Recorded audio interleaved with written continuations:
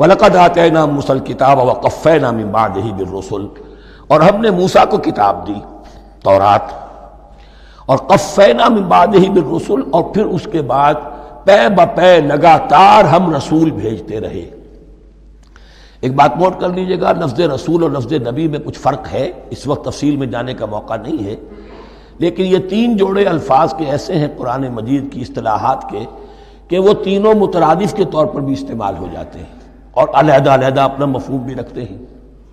اور اس کا ایک اصول یہ علماء نے بنایا ہے کہ اذا اجتمع تفرقا واذا تفرقا اجتمعا۔ ایک ہے ایمان اور اسلام، اب یہ بھی مسلم مومن ایک ہی شے ہے، لیکن یہ کہ ایک شے تو نہیں ہے، کچھ فرق بھی ہے۔ کہیں جہاں ان دونوں الفاظ کو لایا جائے گا بالمقابل تو فرق نظر آ جائے گا، لیکن عام طور پر مسلم کی جگہ مومن، مومن کی جگہ مسلم استعمال ہو جائے گا۔ call the rose by any name it will smell as sweet۔ اس طرح جہاد اور قتال کا معاملہ ہے، دو الفاظ ہیں، مختلف ہیں، مفہوم جدا بھی ہے لیکن ایک دوسرے کی جگہ آ بھی جائیں گے۔ تیسرے نبی اور رسول، فرق ہے، ہر نبی رسول نہیں ہوتا، ہر رسول نبی ہے، یعنی نبی عام ہے، رسول خاص ہے۔ نبی کو جب کسی خاص قوم کی طرف معین طور پر بھیج دیا جاتا ہے تب وہ رسول ہو جاتا ہے۔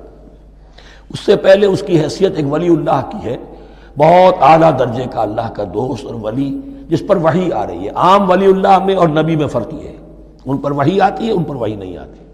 لیکن اس نبی کو اگر اب آپ بھیج دیں گے کہ جاؤ اذهب الى فرعون، اب وہ رسول ہو گئے، جاؤ اب مدین کی طرف، الی مدین اخاہم شعیبا، اب رسول ہو گئے۔ تو یہ فرق ہے نبی اور رسول کا۔ جیسے آپ کے ہاں سی ایس پی کاڈر ہے، اب وہ ڈی سی بھی لگ سکتا ہے، کہیں وہ جوائنٹ سیکرٹری لگا ہوا ہے، کہیں ناپسندیدہ آدمی ہے تو او ایس ڈی لگایا ہوا ہے کہیں، لیکن اس کا کاڈر برقرار رہے گا، سی ایس پی تو ہے۔ اسی اعتبار سے ہر نبی ہر حال میں نبی ہے، لیکن اس کو اضافی کیفیت ملتی ہے رسول کی۔ اور ایک بات یہ نوٹ کر لیجئے، نبیوں کو قتل بھی کیا گیا ہے، رسول قتل نہیں ہو سکتے۔ اللہ کا فیصلہ یہ ہے کہ لاغلبن انا ورسلی، میں اور میرے رسول تو غالب آ کر رہیں گے۔ جب بھی کسی قوم نے کسی رسول کی جان لینے کی کوشش کی ہے، اس قوم کو برباد کر دیا گیا اور رسول اور اس کے ساتھیوں کو بچا لیا گیا۔ یہ معاملہ ہوا ہے اللہ کا تمام رسولوں کے ساتھ، نبیوں کے ساتھ نہیں۔ حضرت یحییٰ نبی تھے، قتل کر دیے گئے۔ حضرت عیسیٰ رسول تھے، قتل نہیں کیے جا سکتے تھے، ان کو زندہ آسمان پر اٹھا لیا گیا۔ اب وہی دوبارہ آئیں گے، تو رسول جو ہے وہ قتل نہیں ہوتا۔ اور اسی اعتبار سے حضور کی بڑی گہری تمنا تھی، لَوَدِدتُّ أَنْ أُقْتَلَ فِي سَبِيلِ اللَّهِ ثُمَّ أُحْيَا ثُمَّ أُقْتَلَ ثُمَّ أُحْيَا، میری بڑی خواہش ہے میں اللہ کی راہ میں قتل ہو جاؤں، پھر زندہ کیا جاؤں، پھر قتل کیا جاؤں، پھر اللہ کی راہ میں پھر زندہ کیا جاؤں، پھر قتل کیا جاؤں۔ لیکن اللہ نے یہ خواہش آپ کی پوری نہیں کی، اس لیے کہ آپ اللہ کے رسول تھے۔ اب یہاں نوٹ کیجئے گا، یہاں لفظ رسول تو آ گیا ہے لیکن یہ نبی کے معنی میں ہے۔ قفینا من بعدہ بالرسل، اس لیے کہ رسول حضرت موسیٰ کے بعد حضرت عیسیٰ ہی ہے، درمیان میں پروفٹس ہیں، یہ prophets of the old testament, یہ انبیاء ہیں، لیکن ان کے لیے لفظ رسول آ گیا ہے۔ وَآتَيْنَا عِيسَى ابْنَ مَرْيَمَ الْبَيِّنَاتِ وَأَيَّدْنَاهُ بِرُوحِ الْقُدُسِ، اور ہم نے عیسیٰ کو بڑی واضح نشانیاں دیں، حصی معجزات جتنے حضرت مسیح کو دیے گئے ہیں ویسے اور کسی نبی کو نہیں دیے گئے۔ یہ بعد میں تذکرہ آ جائے گا سورہ آل عمران میں۔ اور ہم نے مدد کی ان کی روح القدس کے ساتھ، حضرت جبرائیل کی خاص تائید انہیں حاصل تھی۔ ظاہر بات ہے، میں نے عرض کیا ہے کہ جو معجزہ ہوتا ہے وہ کسی نبی کی اپنی طاقت سے اس کا ظہور نہیں ہوتا، رسول کے کسی طاقت سے، یا کرامت کسی ولی اللہ کے اپنے اختیار میں نہیں ہوتی، یا اللہ کی طرف سے، اور اس کے لیے ظہور جو ہوتا ہے وہ فرشتوں کے ذریعے سے۔ ایدناہ بروح القدس افکلما جاءکم رسول بما لا تہوی انفسکم، اب یہاں پر تبصرہ ہو رہا ہے، جو بھی کچھ یہود نے کیا حضرت مسیح کے ساتھ، وہ چونکہ معلوم ہے اس کا تذکرہ نہیں کیا، صرف اس پر تبصرہ ہو رہا ہے۔ تو جب بھی کبھی تمہارے پاس کوئی رسول آیا، بما لا تہوی انفسکم، وہ چیز لے کر جو تمہارے جیوں کو، تمہارے من کو بھائی نہیں، اچھی نہیں لگی، استکبرتم، تم نے استکبار کیا، وہی استکبار جو عزازیل نے کیا تھا اور ابلیس بن گیا، ابا واستکبر، استکبرتم ففریقا کذبتم وفریقا تقتلون، تو کچھ کو تو تم نے صرف ان کی تردید ہی کی اور کچھ کو تم نے قتل بھی کیا۔ تقتلون، تو یہ انبیاء کے قتل ہو سکتا ہے۔ اور نمبر 2 ایک رائے یہ دی گئی ہے تقتلون جو ہے قتل تم نہیں آیا ہے، یہ فعل مضارع ہے، اور فعل مضارع کے اندر ایک فعل جاری رہتا ہے، ختم نہیں ہوتا، گویا کہ تم قتل کرنے کی کوشش کرتے رہے۔ بعض لوگوں کی تو جان کے در پہ ہو گئے۔ وقالوا قلوبنا غلف، اور انہوں نے کہا ہے کہ ہمارے دل تو غلافوں کے اندر بند ہیں۔ یہ اس کو ملائیے پہلی آیت جو آج ہم نے پڑھی ہے، افتطمعون ان یؤمنوا لکم، تو اے مسلمانوں کیا تم یہ توقع رکھتے ہو اور چاہتے ہو کہ یہ تمہاری بات مان لیں گے؟ ان کی اس خواہش کے جواب میں جو وہ کہتے تھے وہ یہ قول ہے، وقالوا قلوبنا غلف، ہمارے دل غلافوں میں ہیں، میاں تمہاری بات ہم پر اثر نہیں کر سکتی، جاؤ کسی اور سے بات کرو۔ آج بھی آپ کو یہ الفاظ سننے کو مل جائیں گے، قلوبنا غلف، ہمارے دل تو غلافوں میں ہیں، بڑے مضبوط ہیں، مستحکم ہیں، تمہاری بات اس میں گھر کر ہی نہیں سکتی۔ بل لعنہم اللہ بکفرہم، یہ ہے تبصرہ، جس کو یہ کہہ رہے ہیں کہ ہمارے دل محفوظ ہیں اور غلافوں میں ہیں، حقیقت میں تو ان پر لعنت ہو چکی ہے اللہ کی طرف سے ان کے کفر کی وجہ سے۔ فقلیلا ما یؤمنون، تو واقعتاً اب کم ہی ہوں گے ان میں سے جو ایمان لائیں گے۔ وَلَمَّا جَاءَهُمْ كِتَابٌ مِّنْ اللَّهِ مُصَدِّقٌ لِّمَا مَعَهُمْ، اب یہاں پر ذکر ہو رہا ہے خود حضور صلی اللہ علیہ وسلم کا، اور جب آ گئی ان کے پاس کتاب اللہ کے پاس سے، یعنی یہ قرآن، مصدق لما معہم، جو اس کی تصدیق کرتے ہوئے آیا جو ان کے پاس ہے۔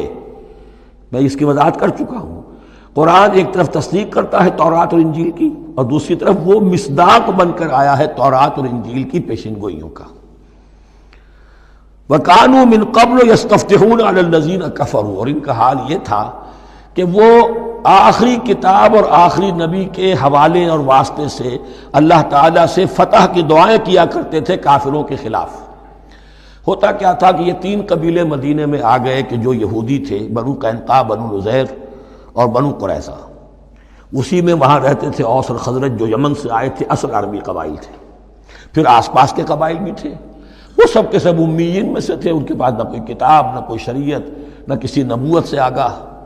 اب ان کے آپس میں جب لڑائیاں ہوتی تھیں اور یہ مار کھاتے تھے، سرمایہ دار تھے، دولت والے تھے، عام طور پر بزدل تھے، لہذا جب بھی کبھی مقابلہ ہوتا تھا مار کھاتے تھے، تو وہاں یہ کہا کرتے تھے کہ ابھی تو تم ہمیں مار لیتے ہو، دبا لیتے ہو، نبی آخری زمان کی آنے کا وقت آ چکا ہے، وہ نئی کتاب لے کر آئیں گے، جب وہ آئیں گے ہم ان کے ساتھ ہو کر جب تم سے جنگ کریں گے تو تم ہمیں شکست نہیں دے سکو گے، ہمیں فتح حاصل ہوگی۔ اور دعا کیا کرتے تھے اللہ اس نبی آخر الزمان کا ظہور جلد ہو تاکہ اس کے واسطے سے اور اس کے ذریعے سے اس کے صدقے ہمیں فتح مل سکے۔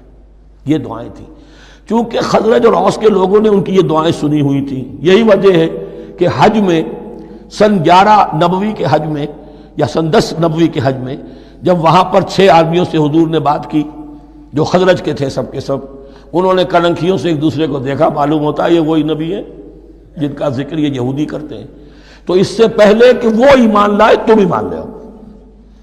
گویا کہ وہ علم بالواسطہ طور پر جو انہیں پہنچا تھا وہ ان کے لیے کتنا بڑا سرمایہ بن گیا، ان کی نجات کا ذریعہ بن گیا، اور وہ علم جو ان کے پاس تھا تعصب کی وجہ سے اور تکبر کی وجہ سے وہ اسی طرح رہ گئے۔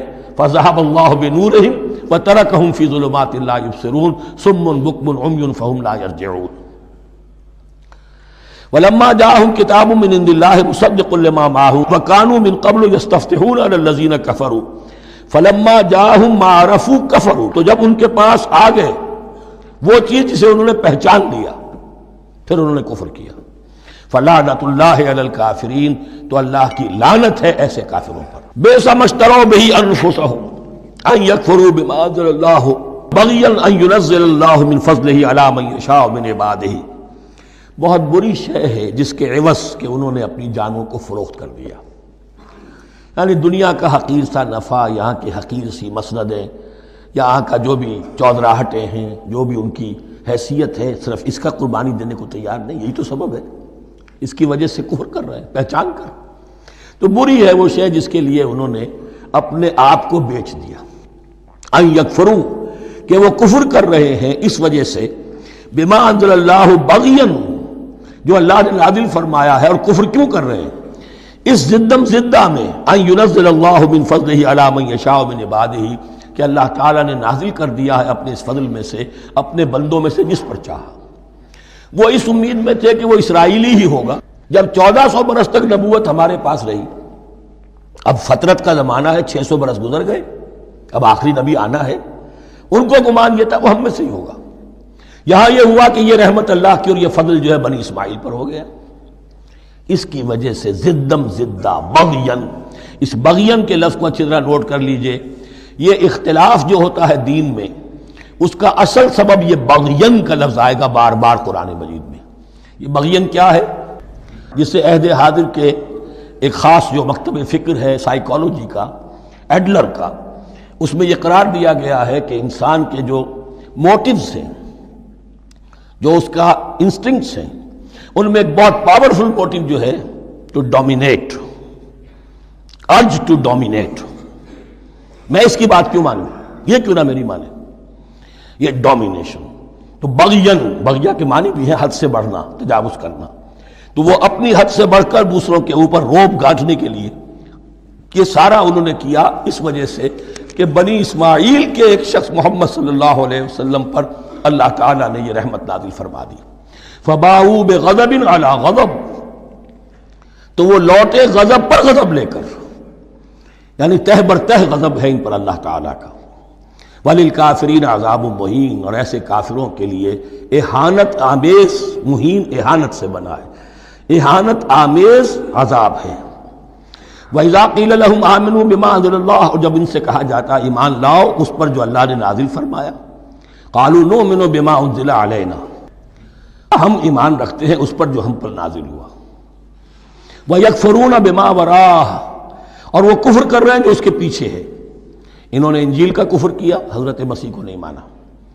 انہوں نے محمد کا کفر کیا ہے صلی اللہ علیہ وسلم، اور قرآن کو نہیں مانا۔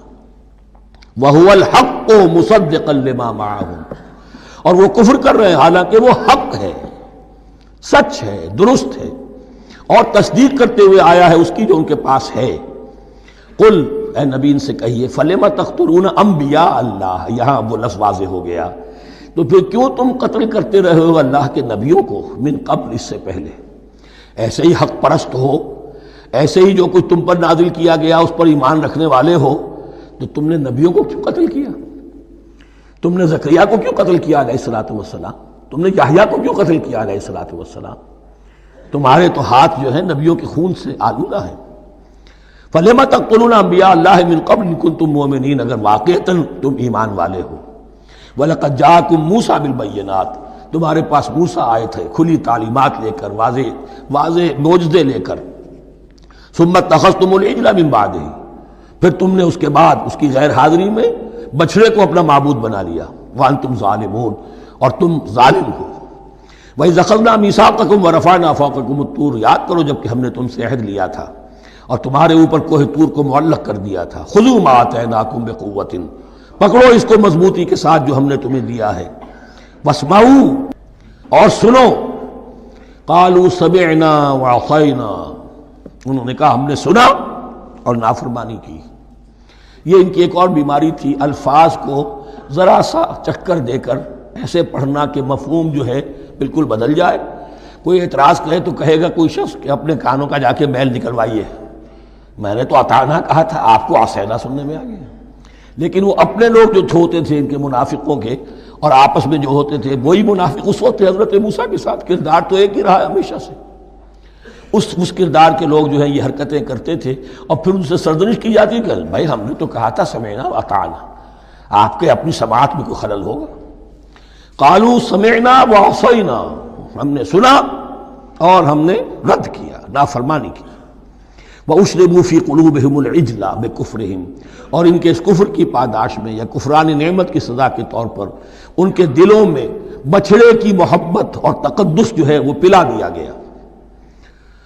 قُلْ بِئْسَ مَا يَأْمُرُكُمْ بِهِ إِيمَانُكُمْ إِن كُنتُم مُّؤْمِنِينَ، کہیے ان سے بری ہیں یہ باتیں، برا ہے وہ جس کا کہ حکم دے رہا ہے تمہیں تمہارا ایمان کے ساتھ یہ حرکتیں۔ ان کنتم مومنین، اگر تم مومن ہو تو کیا ایمان کے ساتھ یہ حرکتیں ممکن ہوتی ہیں؟ قل ان كانت لكم الدار الآخرة عند الله خالصة من دون الناس فتمنوا الموت ان كنتم صادقین، پھر یہ ایک یونیورسل ٹروتھ آ رہا ہے بہت اہم، اس کو کرتے ہوئے خود انٹروسپیکشن کی ضرورت ہے پڑھتے ہوئے، کیونکہ ان کا یہ خیال تھا نحن ابناء اللہ واحباؤ، ہم تو اللہ کے بڑے چہیتے ہیں، بڑے لاڈلے ہیں، اولیاء ہیں، ہم پسندیدہ لوگ ہیں، we are the chosen people of the Lord, یہ ان کا کہنا جو ہے یہ تو ان کی بڑی کھلی بات ہے، اور ان کا کہنا ہے کہ آخرت کا گھر تو ہمارے لیے ہے ہی ہے، اٹھا لو۔ اب دیکھیے لٹمس ٹیسٹ ان کے سامنے رکھا جا رہا ہے، لیکن یہ لٹمس ٹیسٹ میرے اور آپ کے لیے بھی ہے۔ قل ان کانت لکم الدار الآخرۃ عند اللہ خالصۃ من دون الناس، اے نبی ان سے کہیے کہ اگر تمہارے لیے آخرت کا گھر اللہ کے پاس خالص کر لیا گیا ہے دوسرے لوگوں کو چھوڑ کر، یعنی تمہاری ریزرویشن ہو چکی ہے وہاں، تمہارے لیے تو جنت ہی جنت ہے، فتمنوا الموت ان کنتم صادقین، تو اگر تم سچے ہو تو تمہیں موت کی تمنا کرنی چاہیے، موت کی تمنا کرو۔ اگر اتنا ہی یقین ہے جنت میں داخل ہونے کا تو دنیا میں رہنا تم پر گراں ہونا چاہیے۔ یہاں کی تو بہت سی کلفتیں ہیں، بہت سی محنتیں ہیں، مشقتیں ہیں، کتنی کتنی کوفت اٹھانی پڑ جاتی ہے۔ یقین اگر ہو کہ آخرت ہے اور وہاں میرا مقام جنت میں ہے تو زندگی تو لائبلٹی معلوم ہونی چاہیے، ایسٹ معلوم نہیں ہونا چاہیے۔ پھر تو دنیا سجن نظر آنی چاہیے، جیسا کہ حدیث میں فرمایا گیا الدنیا سجن المومن و جنت الکافر، یعنی کم سے کم یہ کہ دنیا میں زیادہ رہنے کی آرزو تو نہ ہو، یہ کم سے کم ہے۔ آخرت پر ایمان، اور اگر اپنا معاملہ اللہ کے ساتھ خلوص پر ہے، دھوکے بازی پہ نہیں ہے، بل الانسان علی نفسہ بصیرہ، ہر انسان کو معلوم ہے میں کہاں کھڑا ہوں، آپ کا دل آپ کو بتا دے گا آپ اللہ کے ساتھ دھوکے بازی کر رہے ہیں یا آپ کا معاملہ اللہ کے ساتھ خلوص و اخلاص پر مبنی ہے۔ اگر یقین ہے کہ خلوص و اخلاص پر ہے تو پھر تو یہ ہے کہ زندگی ایسٹ نہیں لائبلٹی، اور دنیا باغ نہیں قید خانہ نظر آنا چاہیے، اور اس میں انسان رہتا ہے ایک مجبوراً اللہ نے بھیجا ہے رہنا ہے، جو جو اس کی طرف سے ذمہ داریاں عائد کی گئی ہیں وہ ادا کرنی ہے، لیکن یہاں رہنے کی خواہش یہ اگر ہے تو یا تو آخرت پر ایمان نہیں یا اپنا اللہ کے ساتھ معاملہ خلوص اور اخلاص پر مبنی نہیں۔ دس از دی لٹمس ٹیسٹ۔ فتمنوا الموت ان کنتم صادقین ولن یتمنوہ ابدا، اور یہ ہرگز نہیں کریں گے تمنا اس کی موت کی، بما قدمت ایدیہم، بسبب ان کرتوتوں کے جو ان کے ہاتھوں نے آگے بھیجے ہوئے ہیں۔ ہر شخص کو معلوم ہے میں نے کیا کمائی کی ہے، کیا بھیجی ہے۔ واللہ علیم بالظالمین، اور اللہ ان ظالموں سے بخوبی واقف ہے۔ وَلَتَجِدَنَّهُمْ أَحْرَصَ النَّاسِ عَلَىٰ حَيَاةٍ، اور تم انہیں دیکھو گے اس دنیا کی زندگی پر تمام انسانوں سے بڑھ کر حریص ہیں، وَمِنَ الَّذِينَ أَشْرَكُوا، یہاں تک کہ مشرکوں سے زیادہ حریص ہیں۔ اور یہ بات صحیح ہے، اہل ایمان کے ساتھ مقابلہ مشرکین نے کیا، کھل کر میدان میں آ کر کیا، ڈٹ کر کیا، اپنی جانیں اپنے باطل معبودوں کے لیے قربان کی۔ یہودی نہیں لڑ سکے، من ورائے جدر، فصیلوں کے پیچھے سے اور ادھر سے، لیکن سامنے آ کر مقابلہ نہیں کر سکے، اس لیے کہ انہیں جانیں بہت عزیز تھیں۔ وَلَتَجِدَنَّهُمْ أَحْرَصَ النَّاسِ عَلَىٰ حَيَاةٍ وَمِنَ الَّذِينَ أَشْرَكُوا، حتیٰ یہ کہ مشرکین سے بھی زیادہ یہ دنیا کی زندگی کے حریص ہیں۔ یود احدہم لو یعمر الف سنہ، ان میں سے ہر ایک کی یہ خواہش ہے کہ کسی طرح اس کی عمر 1000 برس ہو جائے۔ وما ہوا بمزحزحہ من العذاب ان یعمر، اور اگر ان کو معمر کر بھی دیا جائے، طویل زندگی دے بھی دی جائے تو عذاب سے تو چھٹکارا نہیں ملے گا، آخرت تو بالآخر تو آنی ہے۔ واللہ بصیر بما یعملون، اور اللہ دیکھ رہا ہے جو کچھ کہ وہ کر رہے ہیں۔ قل من کان عدوا لجبریل فانہ نزلہ علی قلبک، اب جیسا کہ میں نے عرض کیا کہ ان کا خیال یہ تھا کہ آخری نبوت کا وقت تو قریب ہے، ہوگا وہ کوئی اسرائیلی، ہوگا ہم میں سے۔ معاملہ ہو گیا تلپٹ، اللہ نے ان کی آزمائش اتنی بڑی کر لی کہ جنہیں حقیر سمجھتے تھے، بڑی امیین ہیں، ان پڑھ ہیں، نہ ان کے پاس کتاب، نہ کوئی شریعت، نہ کوئی قانون، نہ کوئی ضابطہ، کچھ بھی نہیں، اللہ نے ان میں سے ایک آدمی کو، ایک شخص کو چن لیا۔ لہذا ان کے لیے اب ان کے اندر دشمنی پیدا ہوئی، کس سے؟ گالیاں دینے لگے حضرت جبرائیل کو، اس نے دشمنی کی ہے ہمارے ساتھ، آ تو رہا تھا پیغام ہم میں سے کسی کے لیے، لے گیا ادھر۔ اور یہ بات آپ کو شاید بڑی عجیب لگے، لیکن یہ کہ شیخ احمد سرہندی رحمۃ اللہ علیہ نے اپنے مکاتیب میں یہ لکھا ہے کہ اہل تشیع کا ایک فرقہ ایسا بھی رہا ہے، میں نہیں جانتا کہ آج بھی ہے یا نہیں ہے، جس کو غرابیہ کہتے تھے۔ غرابیہ، ان کا عقیدہ یہ تھا کہ حضرت محمد صلی اللہ علیہ وسلم اور حضرت علی رضی اللہ تعالی عنہ، ان کی ارواح بالکل ایک دوسرے کے ایسے مشابہ تھیں جیسے ایک کوا دوسرے کوے کے مشابہ ہوتا ہے، غراب کوے کو کہتے ہیں۔ تو جبریل دھوکہ کھا گئے، وہ وہی اللہ نے بھیجی تھی علی کے لیے، لے گئے محمد کے پاس صلی اللہ علیہ وسلم۔ تو یہ بات جو شیخ احمد سرہندی کی لکھی ہوئی غرابیہ فرقہ ان کا، مجھے یہ نہیں معلوم کہ اب بھی ہیں یا نہیں ہے، لیکن یہ بات یہود کے ہاں جو ہے وہ موجود تھی۔ اور بات جان لیجئے، لَيَأْتِيَنَّ عَلَىٰ أُمَّتِي مَا أَتَىٰ عَلَىٰ بَنِي إِسْرَائِيلَ حَسْبَ النَّعْلِ بِالنَّعْلِ، اس کی حقیقت اور سے اور منکشف ہوتی چلی جائے گی۔ تو اب یہاں فرمایا قُلْ مَنْ كَانَ عَدُوًّا لِجِبْرِيلَ، اے نبی کہہ دیجئے جو کوئی بھی دشمن ہو گیا ہو جبرائیل کا، فَإِنَّهُ نَزَّلَهُ عَلَىٰ قَلْبِكَ بِإِذْنِ اللَّهِ، تو اس نے تو نازل کیا ہے اس قرآن کو آپ کے دل پر اللہ کے حکم سے، جبرائیل کا اپنا اختیار تو نہیں تھا۔ مصدقا لما بین یدیہ، اور یہ تصدیق کرتے ہوئے آیا ہے اس کی جو اس کے سامنے موجود ہے، وہدی وبشریٰ للمؤمنین، اور ہدایت اور بشارت ہے اہل ایمان کے لیے۔ اور اس کے بعد اب فرمایا جا رہا ہے کہ اللہ اور اس کے رسول اور اس کے ملائکہ یہ ایک آرگینک ہول ہیں، یہ ایک جماعت ہے، ان میں کوئی رکھنا نہیں ہو سکتا، ان میں کوئی اختلاف نہیں ہو سکتا۔ اگر کوئی جبریل کا دشمن ہے تو وہ اللہ کا دشمن ہے، اگر کوئی اللہ کے سچے رسول کا دشمن ہے تو وہ اللہ کا دشمن ہے، جبریل کا بھی دشمن ہے۔ من کان عدوا للہ وملائکتہ ورسلہ وجبریل ومیکال فإن اللہ عدو للکافرین، تو کان کھول کر سن لو، جو کوئی بھی دشمن ہے اللہ کا اور اس کے فرشتوں کا اور اس کے رسولوں کا اور جبرائیل کا اور میکائیل کا، تو اللہ تعالیٰ کی طرف سے بھی اعلان ہے کہ اللہ ایسے کافروں کا دشمن ہے۔ وَلَقَدْ أَنزَلْنَا إِلَيْكَ آيَاتٍ بَيِّنَاتٍ، اور اے نبی ہم نے آپ کی طرف نازل کر دی ہیں روشن آیات۔ وَمَا يَكْفُرُ بِهَا إِلَّا الْفَاسِقُونَ، اور انکار نہیں کرتے ان کا مگر وہی کہ جو سرکش ہے۔ وَمَا يُضِلُّ بِهِ إِلَّا الْفَاسِقِينَ، تیسرے رکوع میں جو سورہ بقرہ کے الفاظ آئے تھے۔ أَوَكُلَّمَا عَاهَدُوا عَهْدًا نَبَذَهُ فَرِيقٌ مِّنْهُمْ، تو جب بھی کبھی انہوں نے کوئی عہد کیا، اللہ سے میثاق کیا، اللہ کے رسولوں سے کوئی عہد کیا، نبذہ فریق منہم، ان میں سے ایک گروہ نے اس معاہدے کو پھینک دیا اٹھا کر۔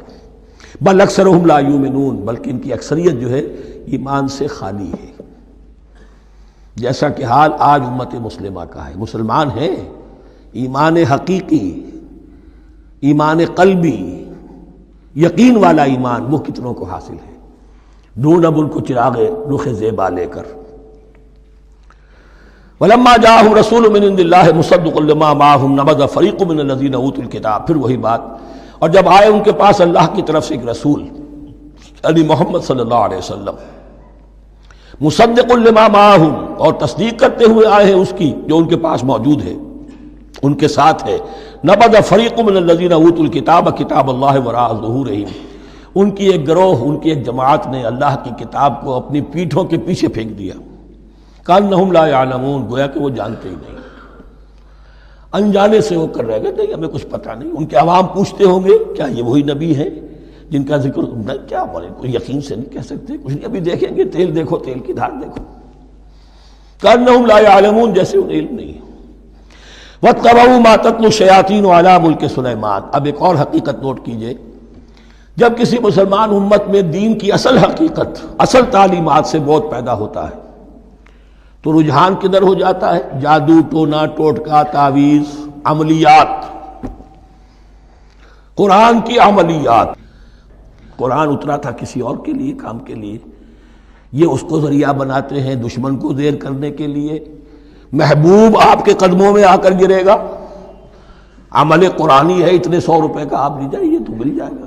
یہ دندے ہمارے ابھی چل رہے ہیں، خوب چلتے ہیں، اور میں سمجھتا ہوں کہ سب سے زیادہ فلرشنگ کاروبار جو ہے وہ اس طرح کا ہے۔ ہینگ لگے نہ پھٹکڑی، نہ آپ کو کوئی اس میں محنت کرنے کی ضرورت ہے، نہ اس کے اندر آپ کو انویسٹ کرنے کی ضرورت ہے، اور کاروبار چلتا۔ تو وہاں بھی کیا ہوا، واتبعوا، جب دین کی اصل حقیقت کو دور پھینک دیا، انہوں نے پیروی کی اس کی ما تتلو الشیاطین علی ملک سلیمان، جو شیاطین جن جو تھے، علی ملک سلیمان سے مراد ہے علی عہد ملک سلیمان، حضرت سلیمان کے زمانے میں چونکہ اللہ تعالیٰ نے ان جنات کو حضرت سلیمان کے تابع کر دیا تھا، تو وہاں پر چونکہ ان کا اب جو ہے کوئی میل جول زیادہ تھا لوگوں کے ساتھ، تو وہ انہیں کچھ اس قسم کی چیزیں سکھاتے رہتے تھے، گویا کہ اندر سے تخریب کاری۔